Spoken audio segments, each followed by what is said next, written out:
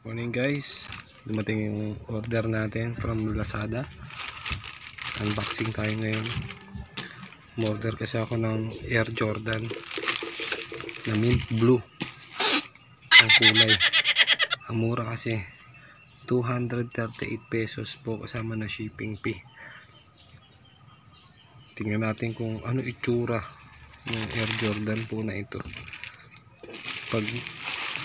Pag okay, magpa-price po, magta-try natin magpresyo kung paano natin siya maibibenta.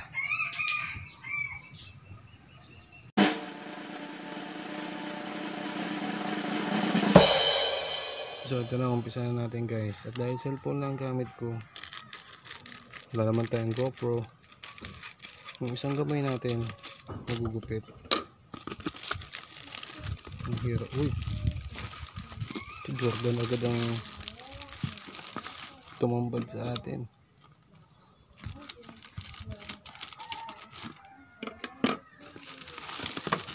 Ay.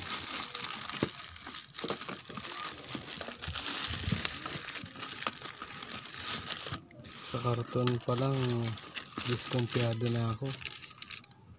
Pero sabi nga nila don't judge the book by his cover. Ayan na. Oh, may sino ito? Ayun, ayan na.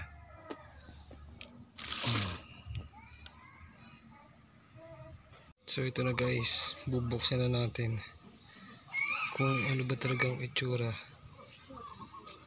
nang na-order natin sa Lazada. Oops. Ayun bang maganda.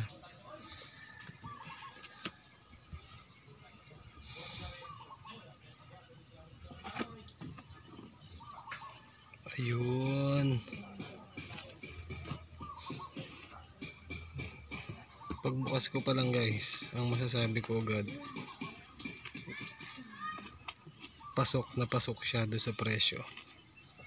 Mura siya doon sa presyo na yun. Ganyan siya guys. So class A kasi ito siya guys, hindi siya OEM. Yung OEM kasi talaga, yun yung talagang halos kalapit na po ng original.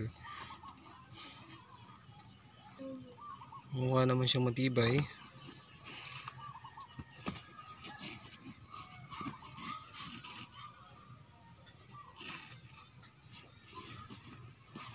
Pero para sa akin, hindi lang to siya pwedeng panglakad-lakad lang talaga. Sa mga order, hindi pa pwede pang basketball to. Yung nga lang merong konting scratch. Pero pwede na rin. Ito sa presyo niya, pwede na siya.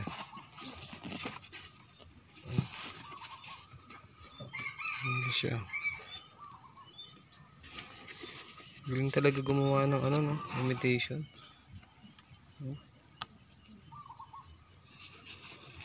So yun guys, nakita natin. So legit nga, maganda. Maganda talaga siya.